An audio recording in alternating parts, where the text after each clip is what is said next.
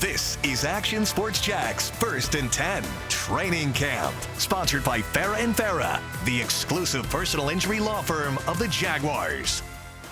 The Jags with a day off after a grueling stretch of camp, and this heat certainly welcomed 24-hour period for the players. Get a little rest, recovery. Back at it tomorrow and Thursday, then off to Dallas on Friday. And folks, we have ourselves a depth chart. It's the little things that get Jags fans excited for the start of football season, and this is the next step. Welcome to First and 10 Training Camp. I'm Brent Martineau. 91 players vying for 53 spots, and the game starts Saturday to help determine that. 5 p.m. game on CBS 47.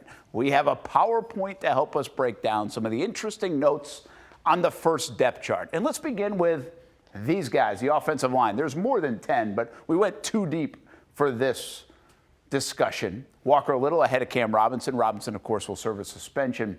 Blake Hance is key right here because Tyler Shatley is out right now. He went into AFib last week, so they're certainly monitoring that.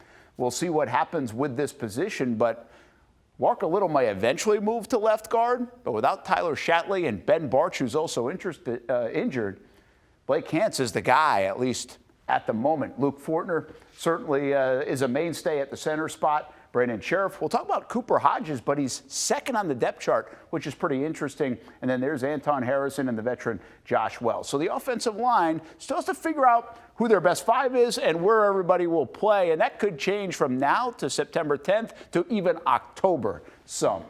Now let's keep going here on the swipe. I got to swipe it. I used to tap. I swipe now.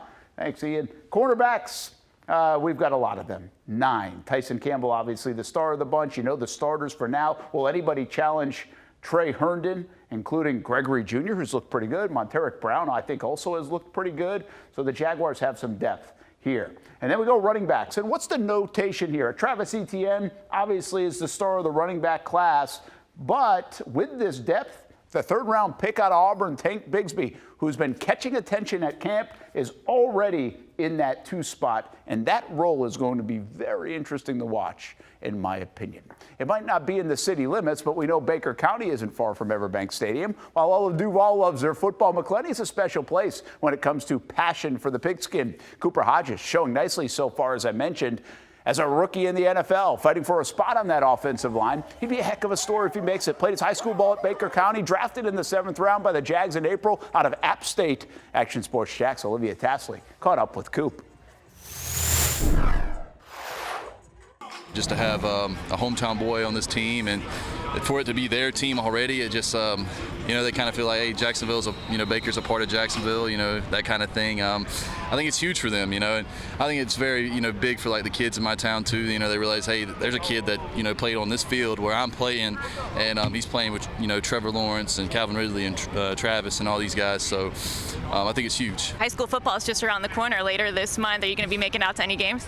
Yeah, I should. Depending on my schedule here, but I definitely will. I have a younger brother now. He's going into high school. He's going into 9th grade. So hopefully I get to see him.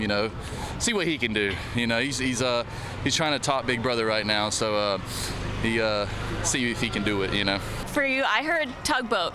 Yeah. All over. I hear people cheering it, teammates cheering it. Where did that come from? When I came in, they you need what's your nickname? If you don't have a nickname, they're going to give you one kind of thing. And I was like, okay, well, we were doing this thing for a VA, and, we're just volunteering with some veterans. And I just sat with this one veteran this whole time, and me and him were just kind of shooting the bull, just having a good time, and, just having, just fellowshipping a little bit. And his name was Tugboat. So as soon as I left, he's a big, burly man, just kind of bearded up, big belly. So it kind of just everybody made a connection, like, Tugboat. And I guess it kind of stuck. So now you're going to carry that name on? Sure. You can call me Tugboat or Coop. It don't matter to me, or 75. I don't care. So it's cool with me. I don't mind. I also saw that you like to hype the crowd up with what my inner cheerleader is hyped about, a cartwheel. Yeah. How did that come about? These are their dog days at camp right now, and it's kind of hard to find some juice, and especially for guys who've been doing it for a long time. So if I can, I'll do it any way I can. I'll get the crowd hyped for them. And then, they started seeing me do that, and they're like, it would be crazy if you did a cartwheel. It's like, you want it, I got it, dude. I'll go out there and do it. And I'm 2 for 4 right now. I've landed 2, I fell on 2, so I'm doing what I can. Hard not to like that kid, number 75. We'll see if he can make the squad. It'll be a big weekend for him. And by the way, it's a big weekend for us. We've got a game week, as you can tell. Back to practice tomorrow and Thursday, 1st and 10 training camp all the way through Friday. And then Saturday, we've got you covered. We'll go through that lineup in just a couple of moments. Want to tell you about a charity event going on this Friday night at the Bartram campus of Brooks Rehabilitation. Head On Youth Impact is hosting a kickoff for the kids to give Jags fans a chance to come out and meet some Jags legends, enjoy some food and drink, get pumped up for the season to come. We got Josh Scobie coming out, David Garrard, and Big John Henderson, and they'll be there the full 3 hours, meeting fans, signing autographs, taking pictures, and then it's just basically to get everyone's hyped for the season. So we decided to throw the event. All the money goes back to local kids. For more information, check out headonyouthimpact.org. And as I mentioned, the lineup for Saturday looks like this. Countdown to kickoff at 4:30. 5 o'clock is the kick. He'll be on the sidelines. Brian Sexton and Bucky Brooks on the call. And then our post-game show right around 8 o'clock for 30 minutes following the conclusion of the game. Florida State gets ready to practice in Jacksonville in a local product and gets a new opportunity far away from home. That story coming up next. Jags back at practice in the morning. Doug Peterson and Anton Harrison scheduled to meet with the media, so we'll have their story on Wednesday. You're watching Action Sports Jax, 1st and 10 Training Camp, sponsored by Farah & Farah, the exclusive personal injury law firm of the Jaguars.